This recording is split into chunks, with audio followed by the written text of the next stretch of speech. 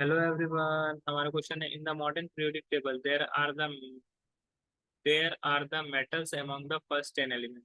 मतलब first 10 element लेना है, उसमें से कितना मेटल है ये हम लोग को बताना है। और दूसरा है what is the significance of atomic number in the modern classification of element explain with the help of an example.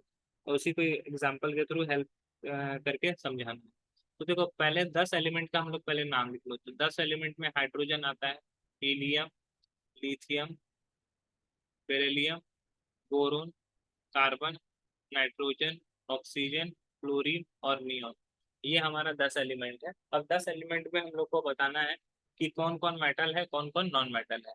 तो इसका जिसका जनरली बोला जाता है किसके आउटर मोस्ट में सेल में एक दो या तीन एलिमेंट होता है, वो सभी के सभी मेटल होते हैं। जनरली इसका एटॉमिक नंबर, इसका इलेक्ट्रॉनिक कॉन्फ़िगरेशन 2, इसका इलेक्ट्रॉनिक कॉन्फ़िगरेशन 2 1, इसका 2 2, 2 3, 2 4, 2 5, 2 6, 2 7, 2 8। तो अब देखो, इसमें मेटल जो होता है सिर्फ और सिर्फ लिथियम और बेरिलियम ही इसमें मेटल है, यही दोनों मेटल है। बाकी यहाँ पर जितने भी एलिमेंट है सभी के सभी नॉन मेटल। ठीक है, तो बोल सकते हो lithium and beryllium are the metals with atomic number 3 और 4 रेस्पेक्टिवली। अब क्वेश्चन नंबर बी पे आ जाता है। क्वेश्चन नंबर बी में बोला गया what is the significance of atomic number in the modern classification of element.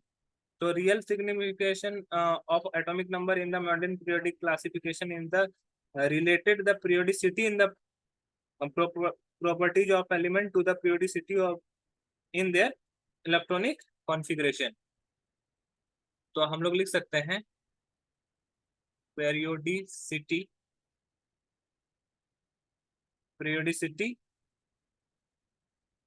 in the properties of elements to the elements to the periodicity periodicity in their electronic configuration in their electronic configuration। Simple सा चीज है कि अगर element में periodicity पाया जाएगा उसके property में, तो उसका जो इलेक्ट्रॉनिक कॉन्फ़िगरेशन होगा उसमें भी periodicity होगा।